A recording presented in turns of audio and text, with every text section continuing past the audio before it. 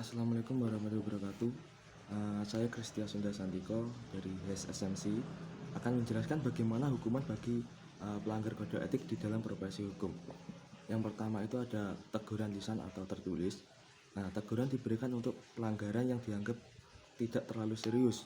Nah, ini bisa berupa yang pertama teguran lisan biasanya diberikan secara langsung oleh otoritas atau pimpinan institusi kepada pelanggar untuk memperingatkan agar tidak mengulangi tindakan serupa. Berikutnya ada teguran tertulis. Teguran ini lebih formal dan disampaikan melalui surat resmi. Teguran tertulis juga dapat disertai dengan pernyataan bahwa jika pelanggaran diulangi, tindakan yang lebih berat akan dikenakan, seperti itu. Yang kedua ada denda finansial.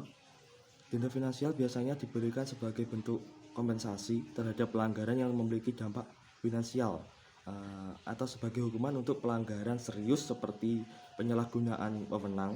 Biasanya denda dapat ditentukan oleh Dewan Kehormatan atau badan pengawas profesional. Nah, contoh kasus itu di mana denda mungkin dikenakan oleh pelanggaran terhadap kewajiban profesional seperti kegagalan menjaga kerahasiaan klien. Nah, berikutnya ada pemberhentian sementara. Penangguhan sementara dari praktek atau skorsing ini dilakukan dalam turun waktu tertentu, misalnya 6 bulan hingga 1 tahun, tergantung tingkat pelanggaran selama masa ini. Pelanggaran tidak boleh menjalankan tugas profesionalnya. Dalam profesi advokat, skorsing bisa dikenakan jika seorang advokat terlibat dalam pelanggaran integritas seperti konflik kepentingan yang tidak diungkapkan atau berbohong di pengadilan atau menyalahgunakan kekuasaan untuk kepentingan pribadi. Nah, yang keempat, penurunan jabatan. Dalam profesi hakim atau jaksa, seorang penyelenggar kode etik dapat dikenakan penurunan jabatan sebagai bentuk sanksi. Misalnya seorang hakim yang melakukan pelanggaran serius mungkin akan diturunkan jabatannya dari hakim pengadilan tinggi menjadi hakim pengadilan negeri, seperti itu. Nah, yang berikutnya ada pencabutan izin atau lisensi. Nah, ini adalah salah satu hukuman terberat bagi pelanggar kode etik. Jika seorang advokat, notaris atau hakim melakukan pelanggaran yang sangat serius, lisensi untuk berpraktik dapat dicabut secara permanen. Pencabutan izin ini biasanya terjadi karena pelanggaran serius yang merusak integritas profesi seperti menerima suap, penyalahgunaan kekuasaan secara sistematis, atau pelanggaran hukum yang mengarah pada pidana. Nah, misalnya seorang advokat yang terbukti bersekongkol dengan penipu klien atau menyalahgunakan dana klien dapat dipecat dari keanggotaan di asosiasi profesi seperti Perhimpunan Advokat Indonesia, seperti itu. Yang keenam, pemecatan dan penghentian dari keanggotaan organisasi.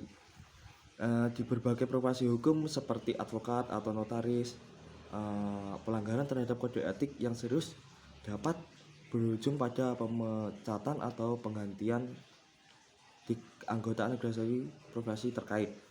Nah, keanggotaan di organisasi profesi penting bagi seorang advokat atau notaris untuk dapat berpraktik. Jika seorang diberhentikan dari keanggotaan organisasi tersebut, mereka secara otomatis kehilangan hak untuk menjalankan profesinya. Nah, berikutnya ada peninjauan oleh komite etik atau dewan kehormatan. Proses investigasi dan pemeriksaan pelanggaran kode etik biasanya ditangani oleh komite etik atau dewan kehormatan yang berwenang. Proses dimulai dengan investigasi, pengumpulan bukti, dan seringkali diikuti dengan sidang untuk mendengarkan keterangan pelanggaran dan pihak lain yang terkait. Sidang etik pelanggaran diberi kesempatan untuk memberikan pembelaan atau penjelasan. Dewan kehormatan akan mempertimbangkan bukti yang ada sebelum memberikan keputusan. Nah, seperti itu.